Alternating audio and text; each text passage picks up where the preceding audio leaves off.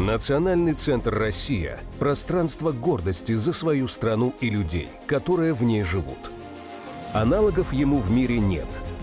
Здесь работает постоянная экспозиция «Путешествие по России». Это наглядная демонстрация достижений нашей страны в прошлом и настоящем. С момента открытия Национального центра в ноябре 2024 года прошло более 10 выставок. Мы сотрудничаем с лучшими производителями страны.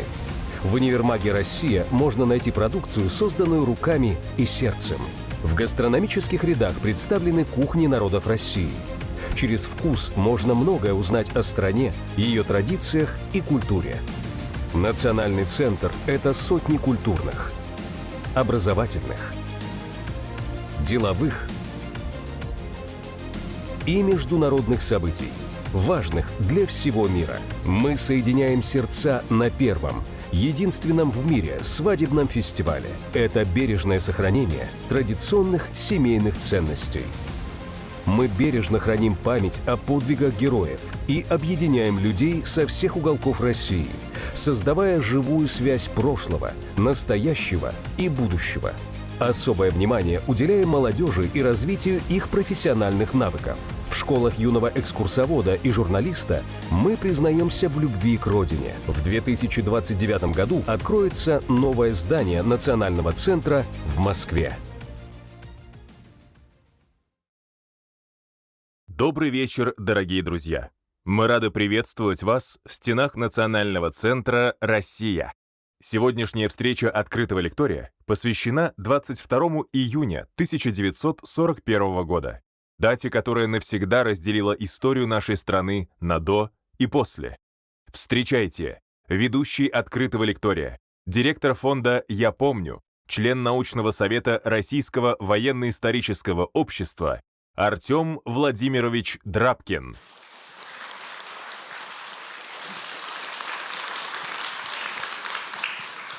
Добрый вечер, дорогие друзья. Давайте встретим военного историка, члена научного совета Российского военно-исторического общества Алексея Исаева, с которым мы вместе проведем этот вечер. —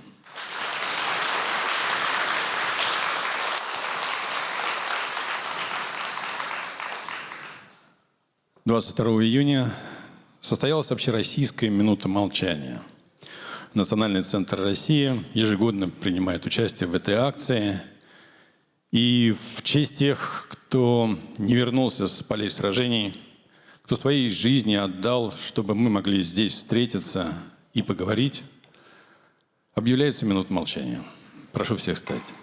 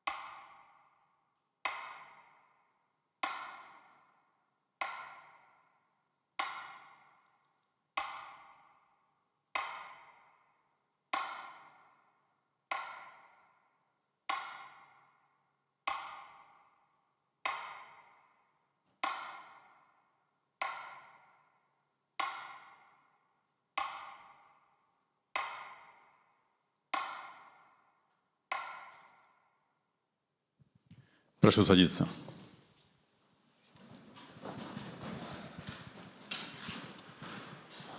Поднимите, наверное, руки те, у кого уже есть вопросы.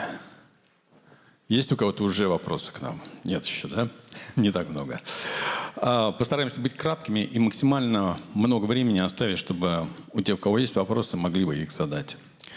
И начнем мы с того, с первого вопроса, который, наверное, звучит уже много времени. Это когда же война стала неизбежной?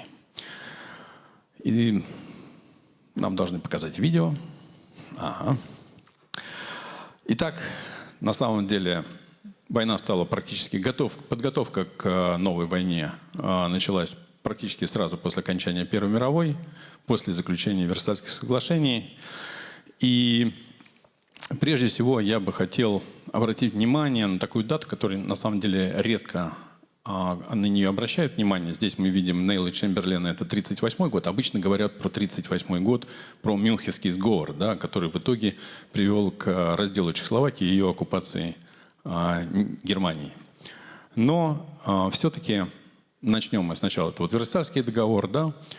И следующая, конечно, тема, естественно, это потери Германии, которые она понесла, территориальные потери, которые она понесла после Первой мировой, то, что лишили ее достаточно многих территорий. Собственно, это в основном частично она утратила суверенитет. Например, представьте себе, что после войны Первой мировой, да, в Германии управление железными дорогами и банками, центральной банковской системой, осуществлялось иностранными руководителями. То есть были, соответственно, представители Антанты, которые управляли и железными дорогами, и банками, помимо потери территорий. Но я бы обратил внимание на 1935 год. Именно в марте месяца 1935 года Гитлер объявляет о создании армии. Не Рейхсвера, а именно Вермахта. Сразу следом за этим собирается в Стрезе конференция, на которой вроде бы Италия, Франция и Великобритания собираются выступить единым фронтом. Но буквально проходит буквально 2 недели проходит, и за спиной Великобритании Франция заключает договор с Советским Союзом, что воспринимается в Великобритании как попытка давления на нее. И сразу же в июне месяце Великобритания заключает договор уже с Германией, вот, военно-морской договор. И все. Вот эта вот идея коллективной безопасности, вот в этот момент она рухнула. То, что было потом, то, что потом Италия оккупировала Абиссинию и так далее, то, что мы знаем по истории, и что привело к Мюнхенскому соглашению, а впоследствии мы еще будем говорить про пакт Молотова-Риббентропа, это все началось вот здесь, в 1935 году, на мой взгляд, во всяком случае. И, наверное, я бы сказал, что вот эта точка, 1935 год, она во многом стала во многом именно она стала той точкой, в которой война стала неизбежной. Ну, а дальше, собственно говоря, у нас уже соответствующие кризисы, да, то есть у нас идет следующий, это 1938 год, потом у нас идет 1939, соответственно, идут переговоры. Переговоры неуспешные, идут переговоры между Советским Союзом и Великобританией, Францией. К сожалению, в августе приезжает делегация без полномочий. И то есть вот эти переговоры, которые ведутся и которые, казалось бы, должны были привести к созданию антигитлеровской коалиции, но они проваливаются. В этой ситуации, в ситуации большой игры, в ситуации полностью неоднозначной ситуации в Европе, которая у нас возникает, заключается пакт Молотова-Риббентропа. Собственно, здесь мы видим на видео, это как раз момент подписания его. Ну и, конечно же, основная причина это в том, что именно переговоры с англо-французской делегацией, они провалились. Поэтому вот как раз то, что говорил Молотов по этому поводу. Ну и сам пакт Молотова приезжает 23 августа, прилетает Риббентроп. Он останавливается, кстати, он останавливался в здании, которое нынче, оно принадлежит голландскому посольству. И в свое время я даже, собственно, разбирался, а почему он именно там останавливался. Оказалось, что это здание раньше принадлежало Австрии, и когда произошел аншлюз, это здание перешло Германии. Там он в нем останавливается, а, соответственно, подписание было в Кремле. Вот такая ситуация складывается к этому времени. И после этого, что было ли действительно пакт Молотова-Риббентропа, это достижение или провал советской политики? Скорее всего, можно сказать, что пакт все-таки был достижением. Все-таки он отодвинул войну, дал те самые несколько лет, которые Красная Армия потратила на перевооружение и переформирование. Алексей, что ты думаешь по этому поводу? Да, действительно, как бы не банально звучала фраза о том, что пакт дал 2 года, хорошо бы действительно посмотреть, что было сделано за эти 2 года. И первое, что мы видим, это реорганизация советских вооруженных сил. Меры по этой реорганизации были запущены, то есть сам план был разработан, и первые шаги были сделаны даже до пакта Молотова-Риббентропа. Это было летом, в июле 1939 года. Соответственно, главным таким, я бы сказал, ключевым элементом этого плана реорганизации был переход от тройного развертывания, когда из одной дивизии мирного времени в военное время делалось 3.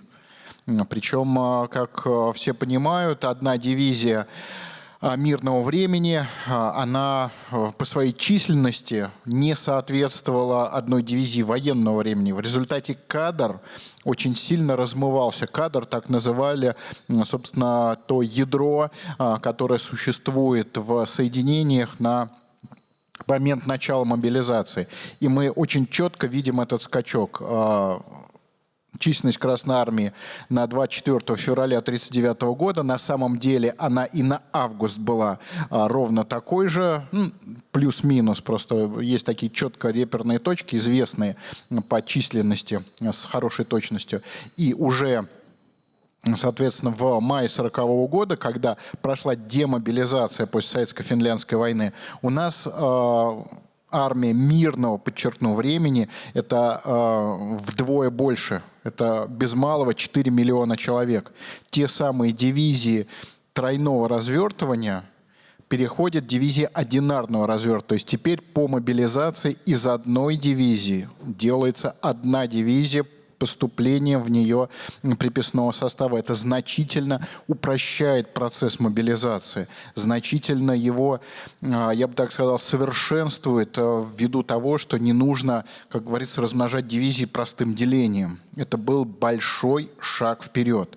И к июню 1941 года Красная Армия насчитывала 5,5 миллионов человек. Это те люди, многие из которых служили и год, и 2 года к тому моменту в вооруженных силах. Они находились уже в тех же полках, в которых вступят в бой.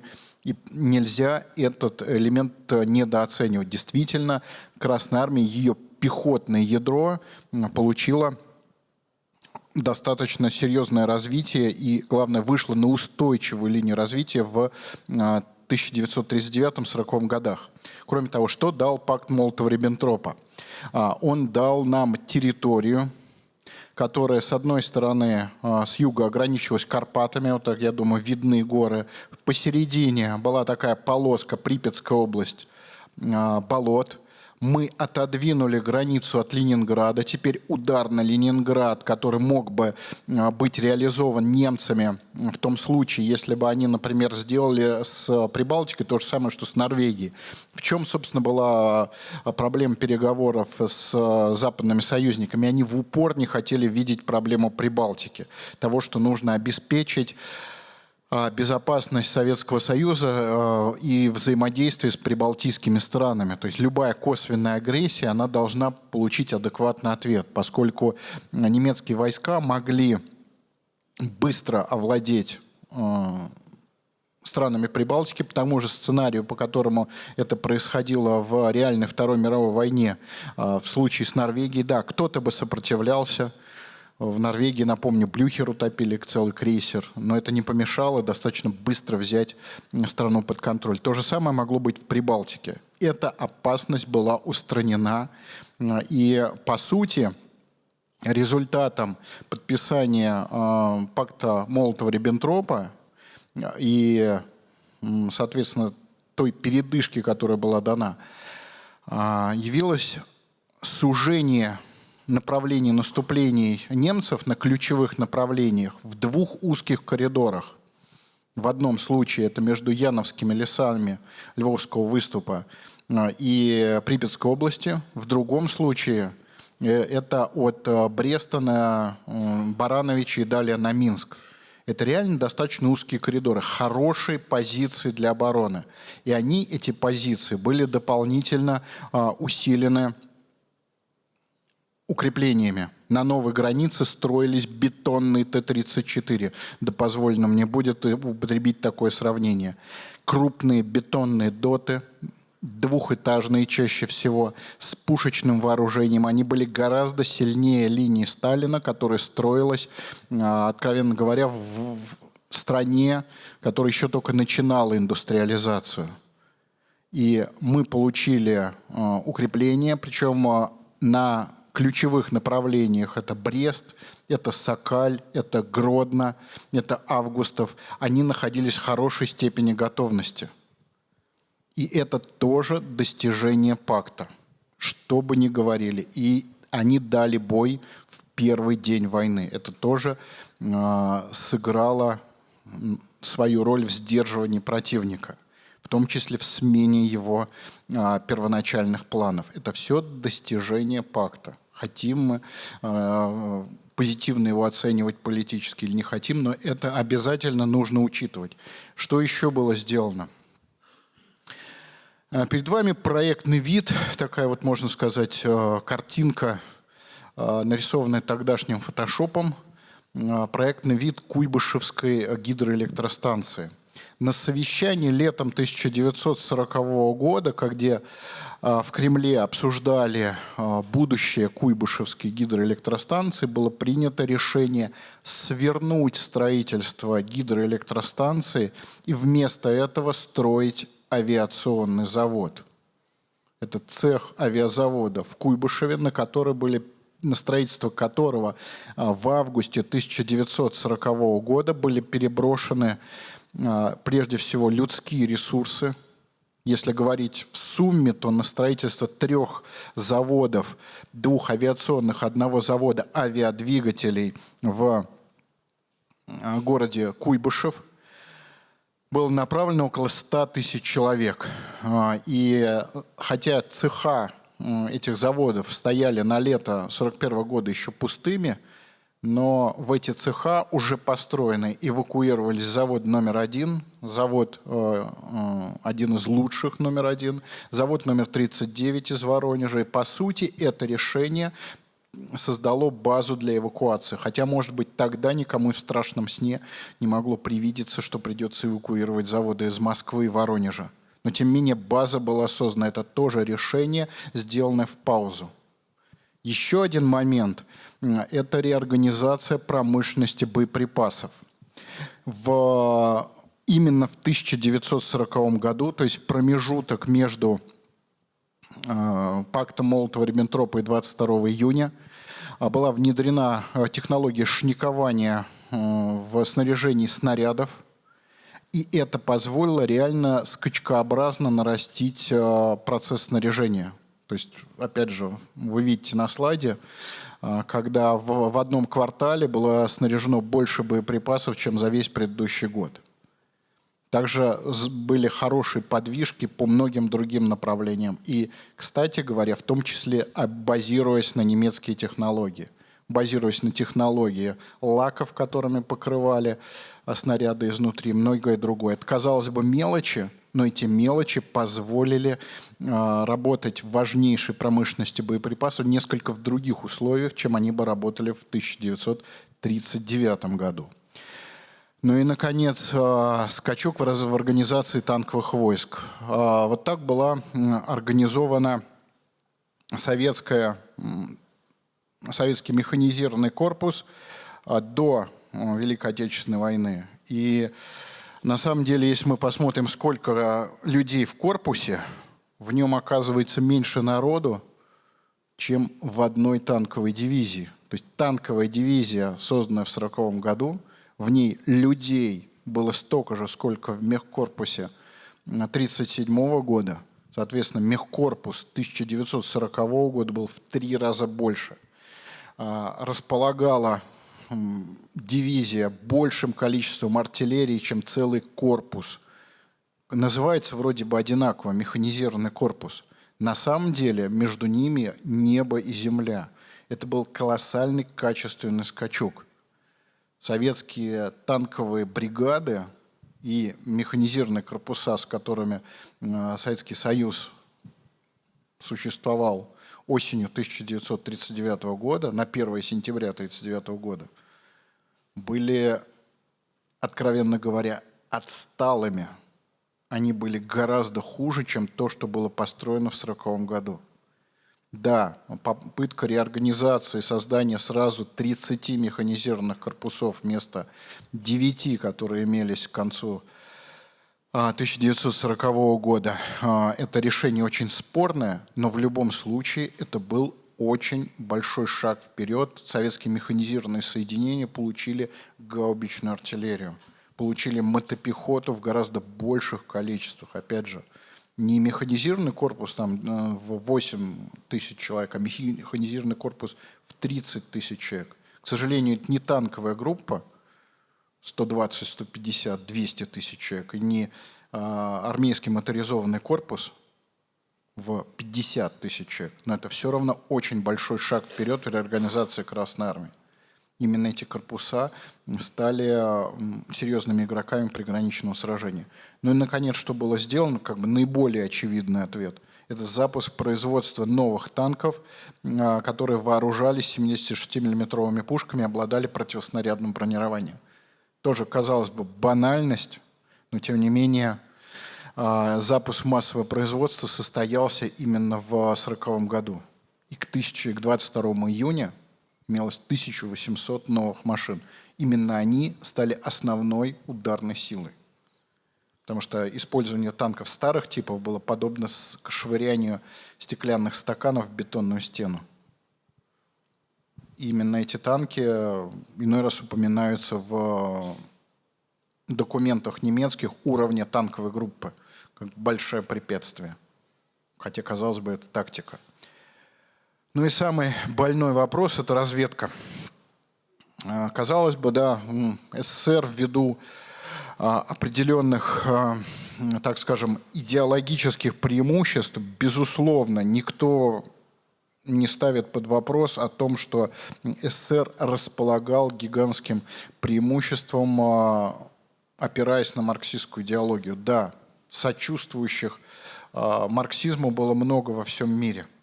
Но, тем не менее, это автоматически не означало чудодейственных разведорганов, которые получали нужную информацию по щелчку пальцев. И, к сожалению, главная проблема, в которую упиралась советская разведка в 1941 году перед немецким нападением, как разделить оборонительную группировку противника, которую немцы выставят на случай, если СССР вдруг решится вмешаться в высадку в Британии, если вдруг СССР решит помочь Великобритании по тем или иным соображениям, чтобы не стать следующим 1 на 1, например. И как разделить эту группировку от ударной группировки, которая будет прорываться на советскую территорию и идти на Минск и Киев. Вот это был очень непростой вопрос. И когда поступала информация от разведки, причем иной раз слухи, которые получала и передавала разведка, имели исключительную важность. Так, в январе 1941 года поступила информация, что Гитлером подписан некий важнейший документ, который запускает подготовку к войне с Советским Союзом. Это явно отголосок подписания плана Барбаросса. Но подробностей не было. Дальнейшие сообщения тоже были крайне хаотичными. И самое главное, четкое указание на день, когда немцы перейдут в наступление, то есть 22 июня, он последовал слишком поздно. И действительно, для того, чтобы адекватно отреагировать, нужно было начинать в конце мая вот это движение, чтобы успеть 22 июня. А это, к сожалению, разведка не обеспечила.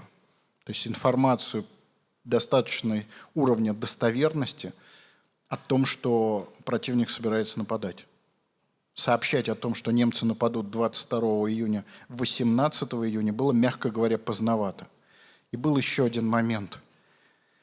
Советская разведка не очень точно увидела, как сейчас бы сказали, тренд накопления немецких дивизий. Кстати, вот на стене вагона написано «Мы едем воевать с Англией». Немцы, естественно, прикрывали свои переброски движением от английских бомбардировщиков, о том, что надо собрать на востоке. Движение было, на самом деле, в одну и в другую сторону. Было движение на Балканы. И вот этого четкого восходящего тренда все же не увидели. Был период, когда казалось, что группировка статична, хотя она росла. И это помешало сделать адекватный вывод. И следующая проблема – это все же Восток или Запад. Защита тыла на случай высадки в Британии или нападение на Советский Союз.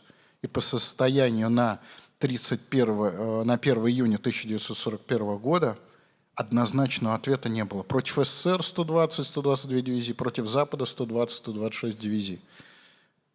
Какой правильный ответ? Куда пойдут немцы? На Ближний Восток, высадятся в Великобритании. И вывод делался, что главная операция будет против английских островов. Допустим был этот вывод? Вообще говоря, да. И именно поэтому действительно важный документ, директива без номера, иногда ее называют директива номер 1, отправилась в войска только в ночь с 21 на 22 июня. Когда уверенность в том, что немцы нападут, после сообщений Кегеля из германского посольства, после сообщений от перебежчиков, была уже практически однозначной. И тогда, да, градус уверенности был полный. Но это было уже, мягко говоря, поздновато для того, чтобы адекватно отразить ситуацию. Ну и для того, чтобы... Да, немцев, на самом деле, они, когда я опрашивал, так скажем, ветеранов вермахтов и СС, которые начинали войну 22 июня, и им объясняли самым разным способом. Например, что Советский Союз предоставит проход в Персию, и они пойдут через территорию. Были еще разные. Действительно было и то, что они спрячутся от бомбардировок, соответственно, Великобритании, и другие самые фантастические объяснения о том, что вместе с Советским Союзом начнут воевать против Великобритании. В общем и целом, вот эта кампания дезинформации, она была достаточно эффективной, и прежде всего среди своих войск. Ну и еще один вопрос, это, собственно говоря, соответствовали ли планы, которые были у советского командования, той обстановке, которая сложилась? Да, и вопрос с планами надо начинать на самом деле с объяснения того, какой план, какой сценарий был для Советского Союза основным, рабочим, по какому сценарию, как предполагалось, будут развиваться события и насколько этот план отвечал установкам, которые давало немецкое командование своим войскам, и насколько он годился для отражения нацистской агрессии. В мирное время невозможно держать на границе всю армию. Это технически нереально, поскольку невозможно держать на границе 8 миллионов человек постоянно, вырвав их из экономики. Поэтому существуют армии, находящиеся в глубине страны, ну, такие кружки на Урале, Поволжье, Северный Кавказ. Существуют войска в глубине особых округов. Опять же, в казармах на границе невозможно сидеть в таких количествах. Невозможно сидеть, можно сказать, миллионами. Поэтому проблема казарменного фонда – это как раз Брестская крепость. Да, Размещение 2 дивизий прямо на границе, потому что просто их негде разместить. Да, поскольку альтернатива были, например, 6-й механизированный корпус размещался в конюшнях и в синагоге. Я не шучу. Действительно размещался вот так. В конюшне поставили 3-этажные нары, и 6-й механизированный корпус, элитное соединение, отправилось сражаться с врагом из конюшни, из синагоги. Вот это проблема казарменного фонда. Поэтому рабочий сценарий был какой? Нам выдвинут ультиматум. И, собственно, разведка постоянно говорила про ультиматум, который нам в итоге никто не выдвинул. У нас есть некоторое время на то, чтобы отдать приказ, и вот эти вот глубинные корпуса, они выдвинутся к границу вместе с армиями с глубины страны. И они все встанут у границы плечом к плечу и смогут отразить агрессию, даже перейти в контрнаступление. Если, опять же, рассмотреть это в деталях, вот один и тот же участок, Львовский выступ. Соответственно, вот что было в реальности. На самом деле, там 5 дивизий 5-й армии. Вот что должно было быть по советским планам. Это записка Пуркаева. Она уже давно, еще в 90-е годы опубликована. И для того, чтобы получилось как записка Пуркаева, нужно было перекинуть 19-ю армию Северного Кавказа. И все это требовало времени и вовремя отданного приказа нажатия красной кнопки для переброски войск границы. И только тогда создавалась адекватная ситуация группировки, адекватная ситуация крупной группировки ударной немцев, которая могла, такими силами можно было отразить агрессию. Но для этого нужно было нажать красную кнопку, как я показывал на одном из предыдущих слайдов, в конце мая, чтобы 19-ю армию перекинуть и войска из глубины страны в целом. И опять же, советская военная теория не предполагала, что будет удар сразу главными силами. Предполагала, что будет пауза, когда война юридически уже началась, а ударные группировки еще не собраны. И мы говорили, мы не такая страна, как Польша, устами начштаба Прибалтийского особого военного округа, что нас, так как Польшу, не обманут. К сожалению, обманули. У нас у границ собрали сразу группировку для первого удара. Это была вещь исключительная. В случае с Польшей она получилась волей судеб, волей обстоятельств. Немцы собирались начать войну 26 августа, то есть пушки бы загремели, но удары бы последовали несколько позже. Но поскольку война была отложена, Гитлер размышлял, начинать, не начинать, последовали удар сразу главными ударными силами. Это была случайность и стечение обстоятельств. К 22 июня немцы сделали это рабочим планом. Мы к этому готовы не были. Мы считали, что мы не такая страна, как Польша. И это, к сожалению, было опасное заблуждение. И результат был немного предсказуем. Вот есть группировки прикрытия границы. Немцы, вот группировка прикрытия границы, немцы выдвигают достаточно быстро свои главные силы. Мы везем из глубины страны армии внутренних округов. Границы шагают глубинные корпуса пешочком, неспешно. А что у нас? Немцы в последний момент выдвигают танковые группы, потому что до последнего момента было не очевидно, что группировка ударная, не оборонительная. И что у нас? Сильнейший Киевский особый военный округ. Что у нас на границе? Правильно, одну советскую 124-ю дивизию будут бить 5 дивизий противника. Результат однозначный и предсказуемый. Это то, что не могло изменить уже никакими приказами. Никакие приказы не могли спасти одну дивизию, которую бьют 5. И действительно в этот момент очень много решалось. Здесь важно, как встретила Красная Армия тот самый страшный первый день. Ну, прежде всего, я еще хочу сказать, что 14 июля вышло в газете сообщение о том, что... Июня, извиняюсь. Да, июня вышло сообщение в газете о том, что Красная Армия не собирается, Советский Союз не собирается нападать, что заявление ТАСС о том, что фактически оно было приглашением немецкой стороны к переговорам.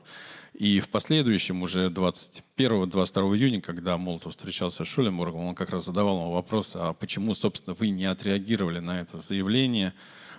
Потому что не собирались реагировать, потому что уже были собраны те ударные группировки, которые должны, армия вторжения, которая должна была начать наступление по сигналу «Дортмунд» утром 22 июня. Советский Союз, Красная армия не была готова к этому. И первый день фактически она была застигнута врасплох. Могла ли она выступить лучше, чем она сделала это 22 июня? Нет, не могла, потому что основные решения были приняты задолго до того, то, что говорил Алексей Валерьевич, задолго до того, и никакие директивы номер 1, номер 2, номер 3, часто говорят о том, что они не соответствовали действительности, да, они ситуацию, вот ту ситуацию, которая сложилась на 22 июня, они уже изменить не могли. Та информация, которая поступала советскому руководству на 22 июня, была адекватная прежде всего, я немножко забегу вперед, и прежде всего потому, что 22 июня была объявлена мобилизация. Самый главный указ, который был выпущен 22 июня, объявление о мобилизации 14 возрастов. И советское руководство, несмотря на недостаток информации, несмотря на то, что она не всегда была адекватная, четко поняло размер катастрофы, который постиг страна. Вот это, наверное, самое важное. Если мы рассматриваем вот эти директивы, которые вышли, конечно, они не отражали ситуации на поле боя, но это был как раз вопрос того, какой информацией снабжалось советское руководство в это время. Тем не менее, если мы говорим о 22 июня, то, естественно, мы будем еще говорить о героях этого, но на границе пограничники приняли бой. Часть соединений сумела подняться по боевому приказу и начать отражение агрессии. Кроме всего прочего, началось планироваться воздушное сражение. Несмотря на те потери, которые понесла Красная армия в первый же день, в ее военно-воздушные силы, там более 1200 самолетов было уничтожено. Тем не менее, основные воздушные сражения разгорятся уже 23 июня и будут идти примерно 2 недели после начала боев. Ну, а вот на этой картинке, собственно говоря, это 23 июня, это следующий день. Ранним утром наши бомбардировщики нанесли удар по Кенигсбергу, положив начало его бомбардировкам.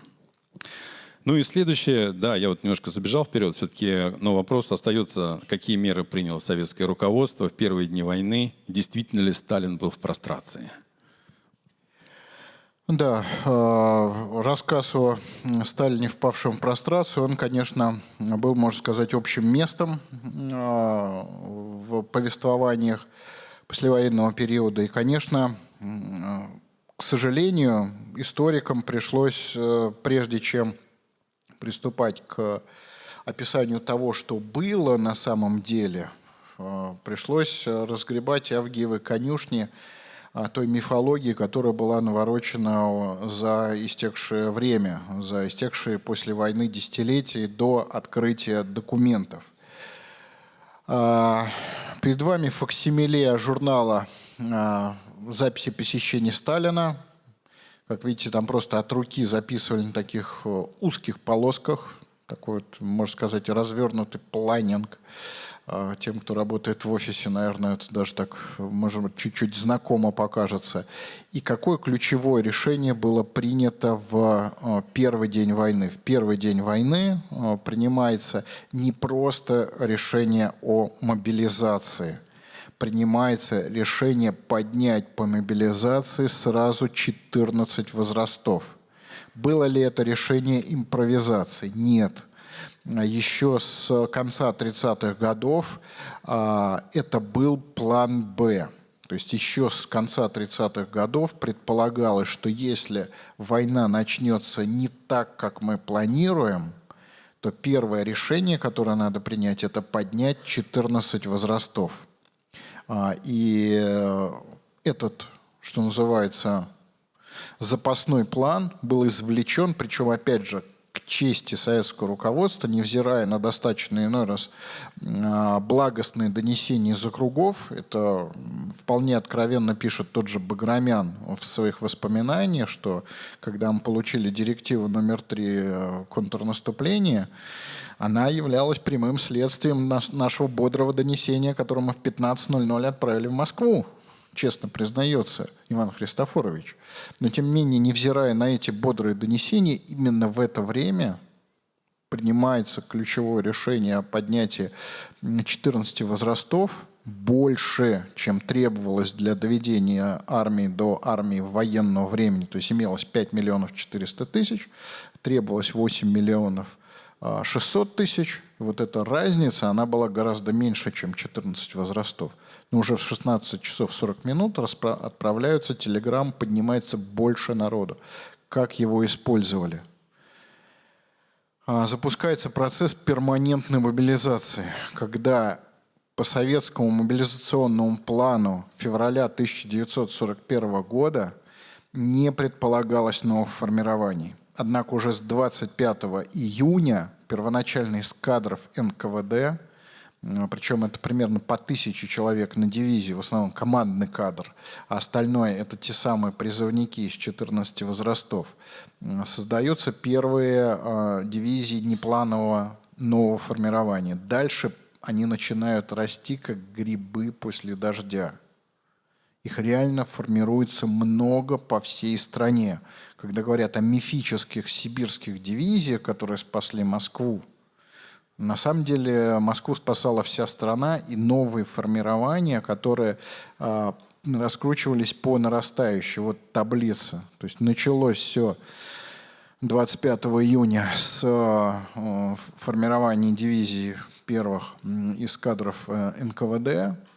Следующий 25 дивизий, следующий 56, вы вдумайтесь в эту цифру, 8 июля 1941 года, это в том числе 312-я, 316-я, Панфиловская и Наумова дивизии, которые спасали Москву. Дальше 85 стрелковых дивизий в августе и в октябре 75 стрелковых бригад. Под ружье поставили 2-миллионную армию только из новых дивизий на смену тем, которые погибают в окружении.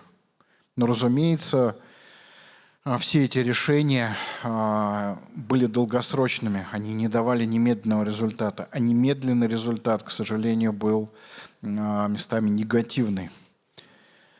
Под Брестом выбиваются советские аэродромы. Фактически Брест окутывает густой туман войны. А под городом, соответственно, куда бьет противник, неясно. Известно, что бьет в Прибалтике, бьет в полосе соседнего округа. Куда он ударит? На Вильнюс? Да, вначале идут на Вильнюс. А может быть, под Гродно? Удар под Гродно. Почему именно под Гродно? Одно из первых донесений разведки, что под Гродно шумят моторы. Какой делает вывод Дмитрий Григорьевич Павлов, который танкист? Это шумят моторы танков. А шумели моторов вот этих гигантских пушек, которые стреляли на 30 километров. В итоге Дмитрий Григорьевич, к сожалению, ошибается относительно направления удара. Он отправляет свой сильнейший механизированный корпус останавливать не реального Гудериана под Брестом. Он просто не видит, что там огромная масса танков. Он отправляет его под Гродно. А реальный удар был на Минск. Результатом было окружение всего Западного фронта. А под Гродно, да, отправился сильнейший 6-й механизированный корпус. 1000 танков. Из них 350 танков КВ и Т-34.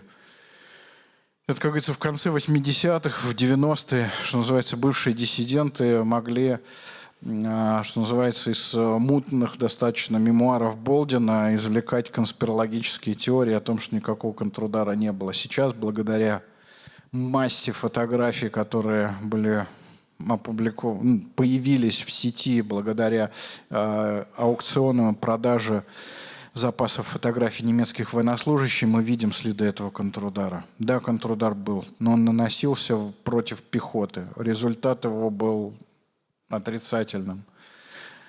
К сожалению, 30 000 человек нельзя своротить 50, даже если у тебя есть танки. И единственный свой самый сильный ресурс Дмитрий Григорьевич Павлов использовал не там, где его следовало использовать. И результат был именно такой. Кстати, вот к вопросу о подбивании советских новых танков. Борзилов писал о том, что он сам, видно на самом деле, мужик такой, который способен сесть в танк и поехать. Он сел и поехал. Он видел, как выбивали яблоко пулемета. Его потом защитят. И фотография немецкого военнослужащего под кузницей именно такой танк с выбитым яблоком пулемета. Да, подбивали. И результат был, к сожалению, негативным. Но тем не менее, не везде все пошло по плану. Под Владимиром Волынским упорно оборонялся укрепрайон. Под Раворусской оборонялся укрепрайон и наносила контрудара дивизия Микушева. И немцы не смогли использовать дорогу Панцерштрассе, проходившую через Раворусскую. Это все позволило им сконцентрировать усилия на контрударах и хоть как-то, но останавливать противника. Есть места, где все пошло не так уже в первый день войны. И опять же, те самые доты, которые были построены после пакта Молотова-Риббентропа, именно они сражались. Видно, как они схлестаны пулями и снарядами. И они наносили потери, они задерживали врага. В случае с Раворусской они задержали фактически на неделю. Только в самом конце июня удалось немцам ввести моторизованный корпус через Раворусскую фактически уже при отходе советских войск из Львовского выступа. И укрепрайоны дали бой. Каждый из них стал маленькой Брестской крепостью. Они дорого продали свою жизнь. Но были и многие другие герои первого дня войны. Перечислим я всего 3 фамилии. Первый – это Иван Вазыцков, пограничник, который получил 7 ранений. Тем не менее, будучи раненым, он продолжал бой, и за 22-23 июня считается, что он уничтожил 40 человек противника, 40 солдат противника. Погранзастава, в которой он служил, это на границе Молдовы и Румынии, отбила мост через Буг и продолжала держаться практически до 24 июня, то есть 2 дня против наступающей румынской пехоты. Второй – это Иван Иванов. Как вот, если кто читал Симонова, да, та самая фамилия, на которой Россия держится. Он совершил таран в 4:50 22 июня. Вообще отношение к таранам было непростым. Первый месяц и даже начало 2-го месяца войны к тарану относились крайне негативно. Считалось, что у вас есть оружие, и вы должны этим оружием, собственно говоря, избивать противника. А таран — это, то есть, значит, вы стрелять не умеете, да? Но когда поняли, что немецкие самолеты, имеющие протектированные баки, достаточно крепкий орешек для сбития, отношение изменилось. Иван Иванов, совершив таран, он погиб. И посмертно ему было присвоено звание Героя Советского Союза уже в августе месяце, как раз когда изменилось отношение к таранам в воздухе. Ну и уже Алексей упоминал, это Георгий Николаевич Микушев, его дивизия 41-я стрелковая, как раз-таки на границе, опять же, с Румынией. Не с Румынией, а с Германией, это под Раворусской. Под Раворусской, да. Отразила контратаку и как раз-таки перешла советскую границу. Одно из немногих подразделений, которое контратаковало, отбросило врага и перешло границу Советского Союза. К сожалению, собственно, сам Георгий Николаевич, он погиб уже позже, в сентябре 1941 года, под Киевом, в, так скажем, печально знаменитом котле киевском. Но 22 июня в журнале боевых действий появилась запись в немецком журнале боевых действий, появилась запись, что 262-я пехотная дивизия, которая попала под удар 41-й стрелковой дивизии, оказалась подвержена боязни противника и отступила. Вот эти примеры, да, Алексей больше говорил про те миллионы, которые были мобилизованы и которые встали на защиту нашей Родины и не дали прорваться противнику дальше, они разбиваются на вот эти индивидуальные подвиги. И если бы не было вот этих индивидуальных подвигов защитников нашей Родины, которые встали в первый же день, сумели оказать сопротивление противнику и начали задерживать, проигрывая пространство, иногда свою жизнь, разменивая ее на время. Потому что для Советского Союза основной задачей было перевести войну из состояния блицкрига, то, что собирались сделать немцы, в состояние войны на истощение. Вот это было сделано фактически за первые 4 недели сражения. Несмотря на то, что там 3 июля Гальдер записал в своем дневнике, что кампания в России уже закончена, уже через месяц он записывает в дневнике: нет, мы поторопились. Колосс России, который готовился к войне, оказался слишком крепкий. Вот это изменение в своей позиции сделали вот эти самые люди. Я всего 3 примера привел, да? Ну, естественно, их было тысячи и тысячи, и это отмечается как в наших документах, так и, естественно, в немецких. Ну, наверное, на этом все с точки зрения того, что мы как бы задали тему для разговора, да? Вот, теперь, наверное, вопросы.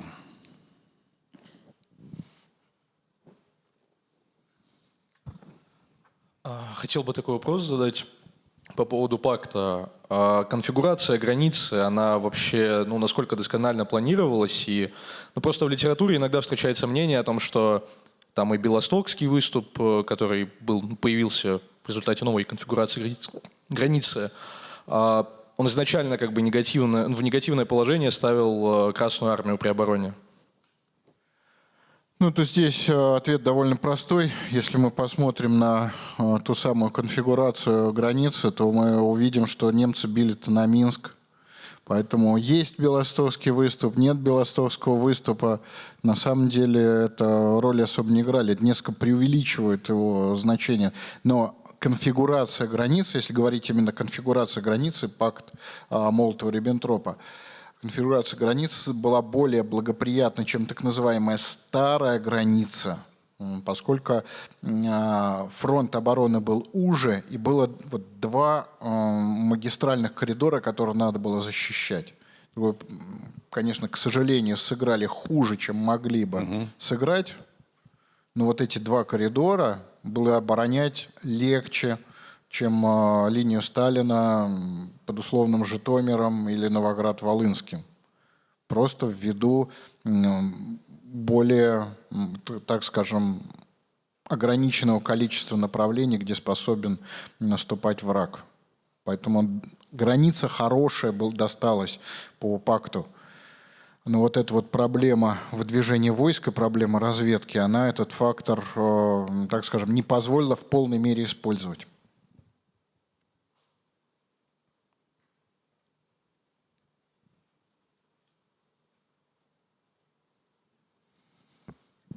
Подскажите, пакт Риббентропа очень часто сейчас использовали в своем выступлении. А вот для Германии какое положительное значение он имел, как отсрочка и что-либо? И что говорят сейчас немецкие историки об этом? Ошибка это была с их стороны или нет? Я так скажу, что есть неплохая книга Ингеборг Флейшхауэр «Пакт», это именно немецкий историк. Она, к сожалению, себя полностью дезавуировала в своей недавней книге про революцию на германские деньги. Поэтому я нахожусь в сложном положении, советуя книгу той же самой исследовательницы, но она реально, поверьте, хорошая. Есть удачные, есть неудачные. Практика заключалась в следующем. И переговоры англо-французской делегации в Москве, которые велись с нашей стороны, они преследовали цель напугать немцев. И точно так же пакт Молотова-Риббентропа, как его видели немцы, он тоже преследовал цель напугать западных союзников и заставить отказаться от поддержки Польши. Эту задачу он не выполнил. Он выполнил задачу там более узкую, на какое-то время исключить СССР из числа игроков мировой войны. То есть СССР не ввязывается в войну до какого-то времени. Но вот ту задачу, которая ставилась изначально, быстро, оперативно заключить пакт, напугать Англию и Францию, и они возьмут и замкнутся в скорлупе, они не замкнулись. Уже 25 августа следует соглашение между Англией и Польшей. Гитлер размышляет. 26 августа война начинается. Но вот 4 дня размышления, и он решает все же начать, поскольку соотношение сил, соотношение возможностей промышленности он считал благоприятным. Это потом он рассказывал на своих застольных разговорах, что я принял решение о том, что мы начинаем войну, так как мы находимся в более благоприятном положении. И период блицкригов показывает, что он, не сказать, чтобы сильно ошибался. Поэтому вот изначальная задача все же не сыграла. А вот ввязывание в войну, оно произошло в другом формате. Я считаю, я убежден в том, что ввязываться в войну в 1939-м осенью для нас был плохой сценарий. Для немцев это еще и было экономически достаточно выгодно. Они получали... Ситуация была следующая. То есть они получали преференции. Да? Они получали нашу пшеницу, нашу нефть, поскольку с нефтью у них были проблемы. Да? Они производили искусственный бензин, который стоил там, в 10 раз дороже, чем обычный. Производили его из угля. Они получали доступ как раз-таки к, так скажем, к нашим кавказским месторождениям. И, кроме того, естественно, ресурсы пшеницы. Поэтому для них это было выгодно. В обмен мы получали доступ к их технологиям. Так что здесь надо сказать, что в тот момент это было взаимовыгодное соглашение. Здравствуйте, благодарю вас за выступление. И хотелось бы задать вопрос в продолжении предыдущей темы. Как вы считаете, какой был баланс, можно сказать, сил Германии и Советского Союза на момент начала войны?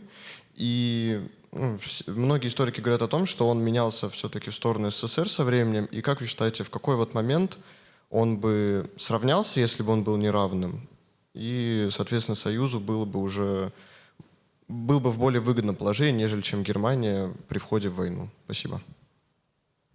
На 22 июня соотношение, оно, как говорится, из разряда известных цифр, таких констант. Это 5,4 миллиона человек Красная Армия, 7 миллионов 200 тысяч Вермахт.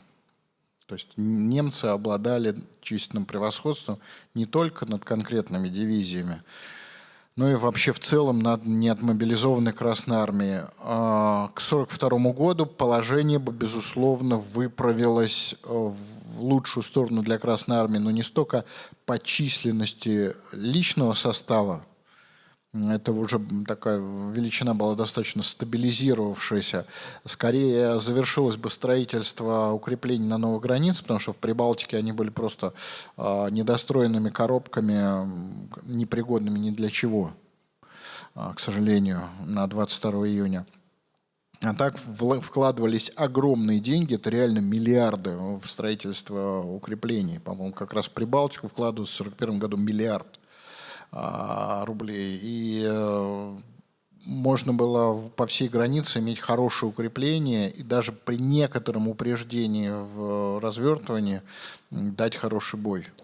И ситуация 1942 года, несомненно, была бы для СССР лучше. И многие мероприятия военного строительства завершались в 1942 году. Это и строительство аэродромов, это и строительство укреплений, это и укомплектование мехкорпусов новой техникой, в том числе, например, вспомогательной автомобильной техникой. В общем, к 1942 году мы бы находились в хорошем положении. Но история нам не оставила этого, не дала нам этого времени, к сожалению. Немцы очень оперативно маневрировали, что называется, не успев закончить Балканскую кампанию, прыгнули на нас. Это реально очень страшный противник.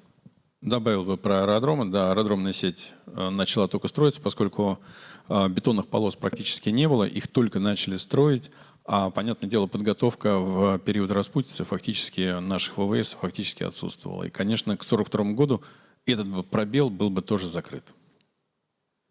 Ну и научились бы опять же летать, потому что вот иной раз читаешь авиационные документы 1941 года про то, как там боялись садиться в МиГ-3 наши пилоты, даже опытные, а не вчерашние сержанты, только что выпущенные по новым указаниям, реально боялись садиться. Так, опять же, была бы освоена новая техника.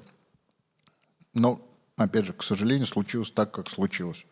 Мы многие мероприятия военного строительства оттягивали на 1942 год. Это вот завершение, так скажем, их. Это, да, это оказалось ошибочным, но трудно упрекать, на самом деле, руководство в том, что они достаточно долгосрочные мероприятия ставили реальные сроки их завершения. У меня вопрос по вооружению. Вот вы говорили, в 1940 году авиазавод в Куйбышеве для самолетостроения. В 1940 году запуск новых танков бронированных 76-го калибра. По поводу артиллерии. В 1933 году Тухачевский возглавляет организацию НИИ реактивной артиллерии. В 1937 году опытные образцы. В 1939 году 5 самолетов наших с реактивными опытными установками сбили 13 японских самолетов на Холхенголе. В 1940 году 6 установок опытных на Софринском полигоне. И в начале 1941 года этот проект закрывается, в то время как идет Вторая мировая война. Закрывается проект реактивной артиллерии. Как это можно объяснить, когда 29 ноября именно БМ-13 на Перемилово решила вопрос снятия опасности окружения Москвы? Именно реактивный БМ-13. Как это было важно? Закрыли проект в начале 1941 года. Объясните, пожалуйста. Ну, Спасибо. ответ на самом деле элементарный. Производство баллиститных порохов в предвоенные годы было провалено. Баллиститные – это нитроглицериновые. Пороха, именно они требовались для изготовления шашек тех самых снарядов М-13, поскольку делать из их пероксиленового пороха было технически нереально. Баллиститными занимался один 59-й завод на Донбассе. И делал он это, так скажем, очень так ни шатко, ни валко. У него была куча других проблем, потому что вся новая артиллерия требовала баллиститных порохов. Те же зенитки 37 мм 1939 года. Еще один момент. Снаряд М-13 был золотым по состоянию на 1941 год. Одна штука стоила 962 рублика. Зарплата командира дивизии 2000 рублей. Зарплата учителя в школе 300 рублей. Вот один РС – это 3 зарплаты учителя.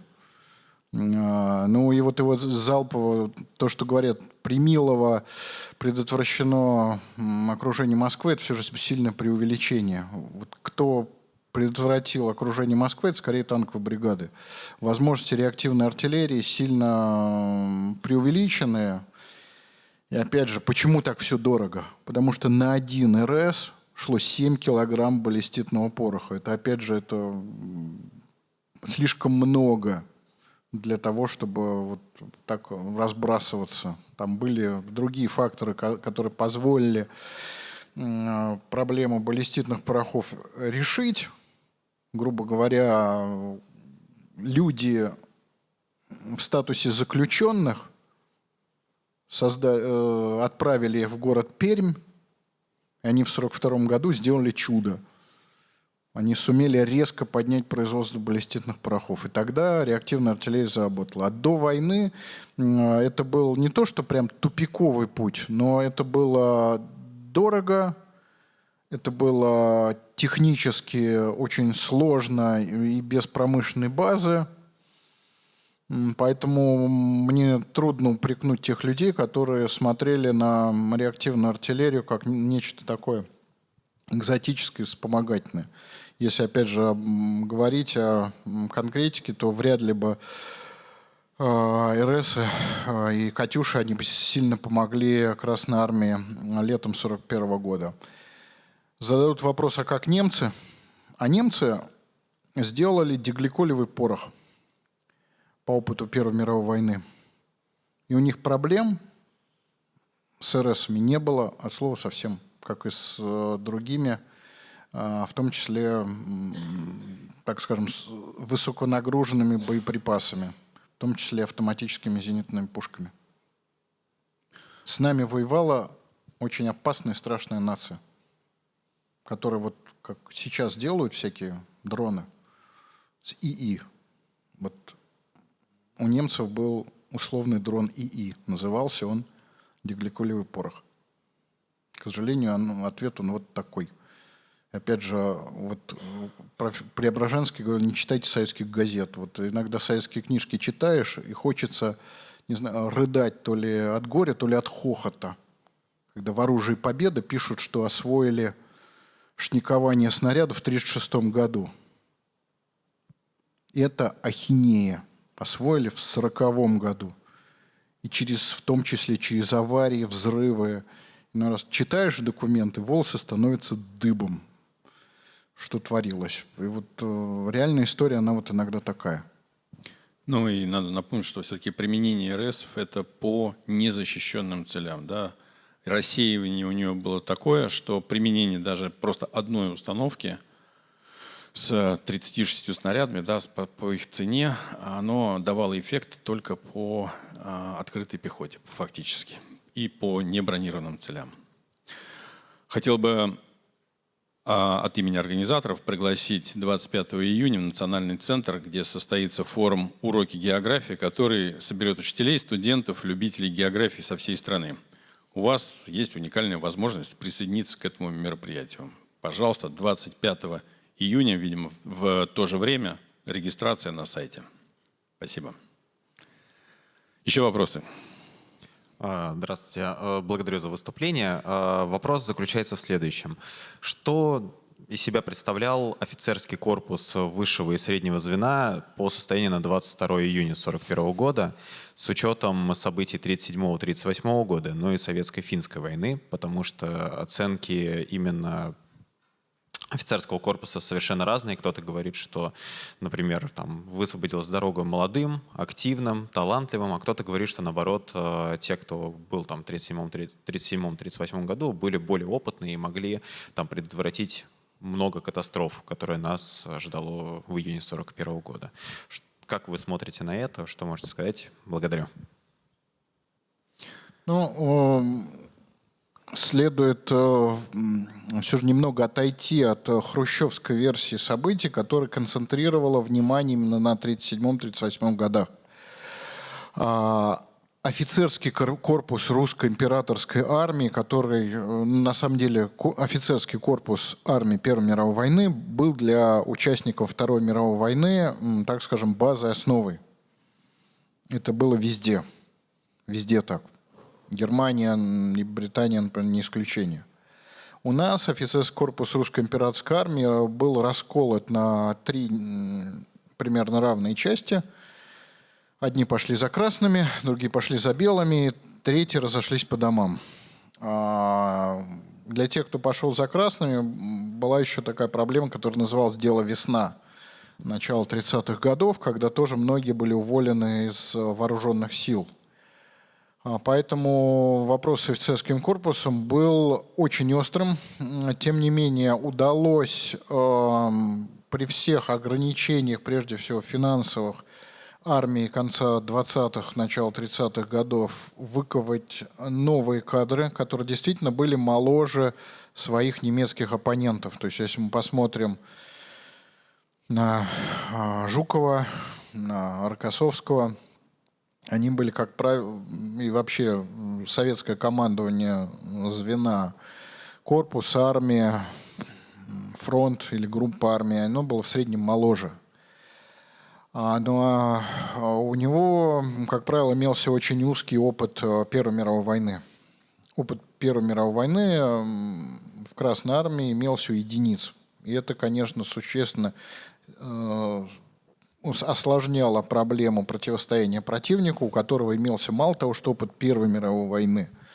У него имелся еще и опыт кампаний на Западе, где участвовали крупные силы, то есть реально миллионы.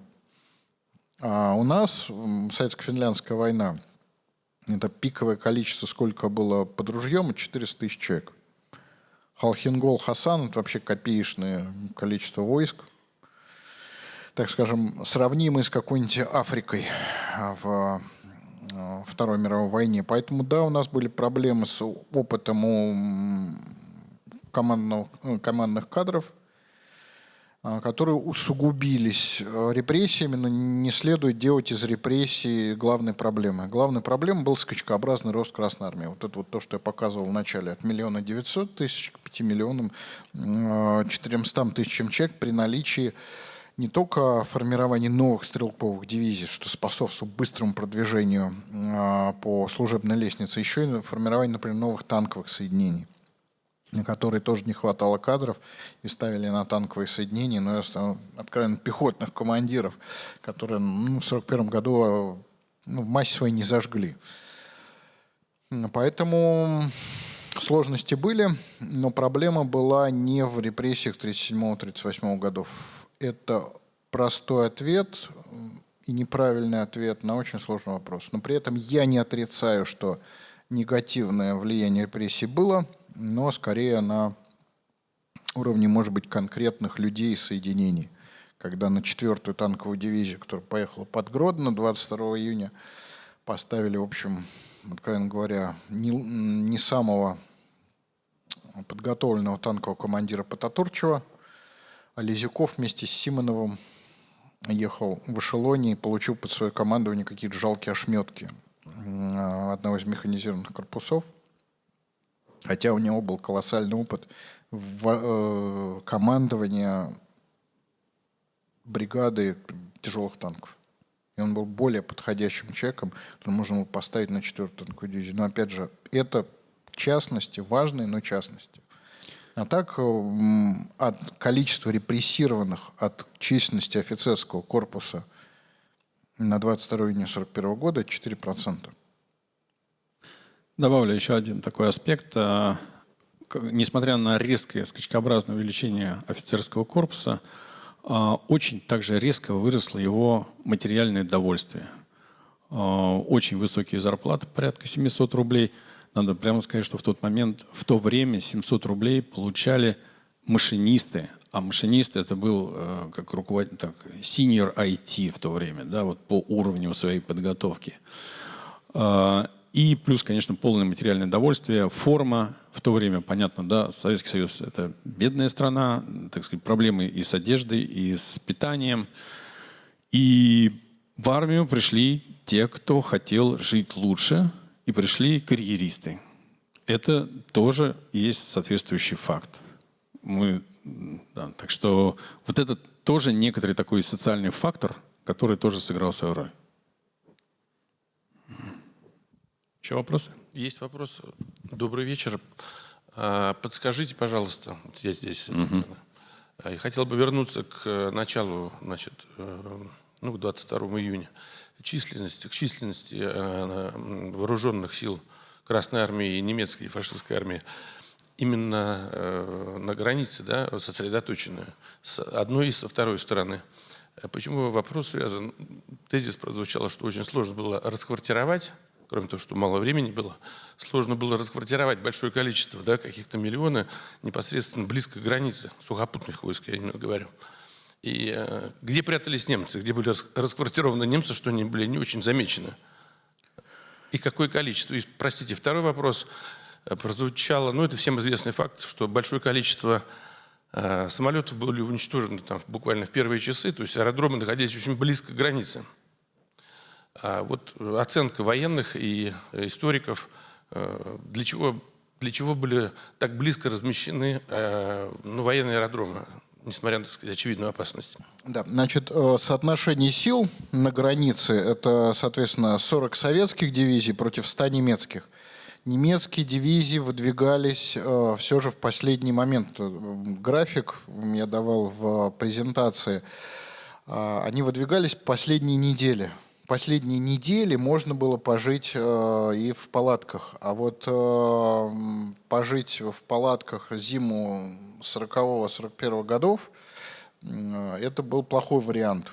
Поэтому для держать у границы, скажем, 100 дивизий Красной Армии, причем держать постоянно, это была плохая идея, это не рабочая идея, там их негде было держать в течение той самой зимы. Поэтому немцы, да, они прятались, но они прятались очень короткое время.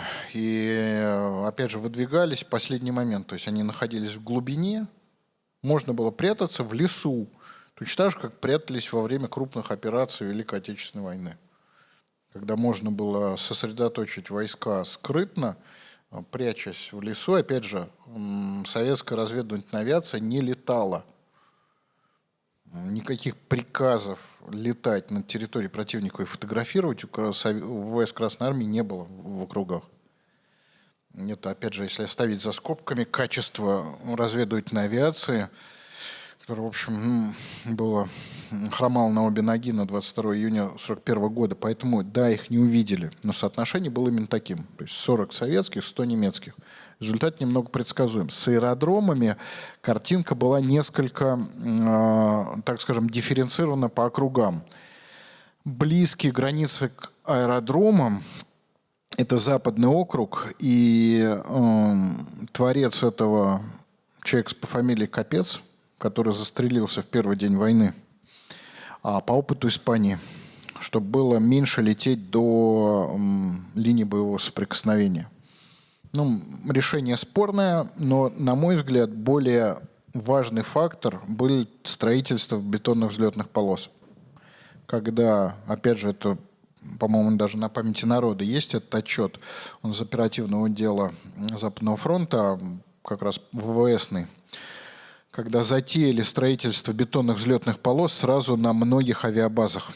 И оставшиеся незатронутыми бульдозерами и камнедробилками авиабазы их было ограниченное количество. И, соответственно, когда аэродромы, не перекопанные бульдозерами, забиты авиатехникой, громить на них авиацию несколько проще. Именно это и происходило. Когда реально стоят крыло к крылу, когда Львовский аэроузел мощно просто выведен из строя вот этим строительством бетонных взлетных полос, с него никто не летает, и распихали по другим аэродромам. И, конечно, операция с Люфтваффе по выбиванию советской авиации, она длилась 3 дня. 3 дня Люфтваффе не занималась поддержкой своих сухопутных войск и отказывала запросы на авиаподдержку и занималась исключительно аэродромами. И вот этот вот фактор бетонных взлетных полос, он был просто убийственным. Когда просто не было авиационного маневра, когда не было возможности перелететь с одного аэродрома на другой. Перелететь-то можно на площадку, но на этой площадке нет воздуха 150 атмосфер, чтобы запускать двигатели. Нету там боеприпасов, нет запасов горючего.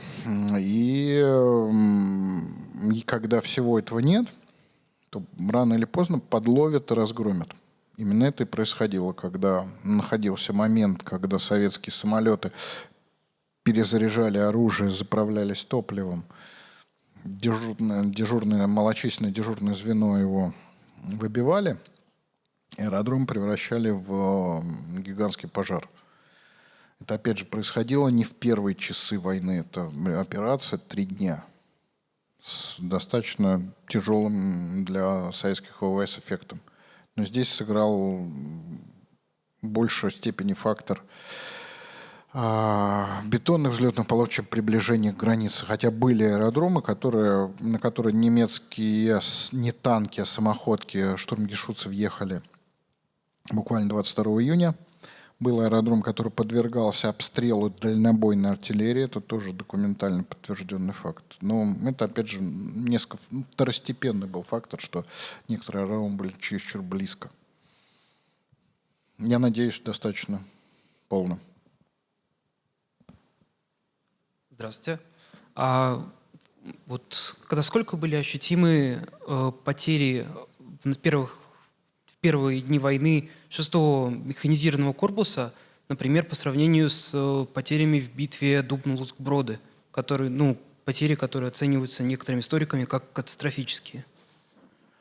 Ну да, потери были катастрофическими, но в отличие от Дубно-Брода, 6-й мехкорпус, к сожалению, он попал в окружение, и он стал основной ударной силой, с помощью которой пытались пробиваться из окружения на Зельвянке.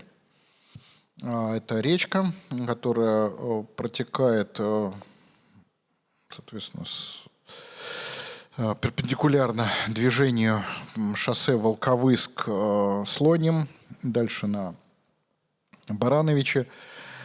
На этой речке встали в оборону немцы, в том числе из состава 2-й танковой группы, и они отбивались от советских тяжелых танков, то есть на момент последних дней июня, то есть это именно последние дни июня, в 6-м мехкорпусе еще оставались боеспособные танки, в том числе тот, в котором погиб лично Михаил Хаскелевич, командир корпуса. Нельзя сказать, что потери, что 6-й мехкорпус исчез под Гродно. Под Гродно он понес существенные потери, в том числе ввиду его воздействия на него и зениток, авиации 8-го корпуса Рихтгофена, но боеспособность не потерял и сумел сманеврировать из-под Гродно на Зельвянку. И там, как говорится, танки КВ шли, что называется, в несколько рядов, как описывают немцы. Ну и обильно представлены фотографии на eBay именно вот 6-го мехкорпуса. И Кузница, и Зельвянка, и Слоним. Достаточно такой как богатый набор. Видно, где они гибли. Поэтому 6-й мехкорпус — это всего лишь 1000 танков, а Дубно-Броды там в сумме участвовало 4000 танков где-то. Давайте последний вопрос, и на этом мы встречу завершим. Спасибо. Здравствуйте еще раз. Скажите, пожалуйста, вот упоминали о том, что у нас были существенные проблемы по линии разведки с, так сказать, получением достоверной информации о подготовке немцев. А как это было у противной стороны? Насколько хорошо они ориентировались в наших военных приготовлениях, в наших возможностях? Вот как можно прокомментировать? Да. Как сказал, собственно, Гальдер, в августе месяце, как я уже говорил, он записал, что колос на глиняных ногах, он так написал, что он готовился к этой войне намного более серьезно, чем мы себе предполагали. У немцев были очень, так скажем, абстрактные представления о нашей способности и к мобилизации, и к производству техники. Для них были сюрпризом Т-34 с КВ. Это действительно, это общее место, которое действительно очень известно. Что касается их тактической разведки, то у них действительно была очень хорошая разведывательная авиация, была команда Ровеля, которая фотографировала, то есть залетала на территорию Советского Союза и фотографировала, по крайней мере, приграничные округа.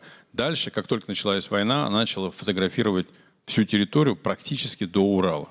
И делала это систематически. И это, конечно, для немцев было очень серьезным подспорьем. Ну, добавлю действительно, что в справочнике о советской бронетехнике, изданном и в июне 1941 года, Т-34 КВ отсутствует. Хотя танки КВ ездили на испытания прямо в открытую в Ленинграде. Но немцы умудрились их не заметить. Опять же, состояние достаточно статичной нашей группировки в западных округах немцы определили очень примерно. Строительство механизированных корпусов вскрыли тоже очень примерно. То, что у нас создано большое количество механизированных корпусов с большим количеством танков, они тоже не увидели вот именно той танковой армады, которая была в западных округах. Они, по большому счету, не увидели, при том, что, опять же, наших, так скажем, военнослужащих мехкорпусов стегали за то, что они умудрялись в расчетах с местными лавочниками в Львовском выступе «Западная Украина». Не надо объяснять, как там нас там нежно любили и как быстро передавалась информация немцам. Они умудрялись и ВЧ указывать, и даже истинные наименования соединений, но тем не менее немцы очень многого не увидели. Поэтому у противника тоже было плохо с разведкой. Можно констатировать, ну, может быть, там, опять же, это стоило, конечно, в лекции отдельно говорить, о том, что и у нас, и у противника были серьезные проблемы с скрытием группировки и планов противоположной стороны. Причем у немцев, в том числе, вскрытием статичной группировки, которая находилась длительное время в одном положении в особых округах. Танковых бригад в Красной армии на июнь 1941 года не существовало вообще. Немцы вот этого смены бригады в танковой дивизии мехкорпуса во многом не увидели. И это тоже сыграло против них. Вот то, что разведка не идеальна, 22 июня показало со всей очевидностью, причем по обе стороны фронта. И вот я думаю, что это хорошее завершение мифа «Правда» 22 июня. О том, что разведка не идеальна. И иной раз это приводит к трагическим последствиям. Спасибо большое. На этом мы завершаем нашу встречу.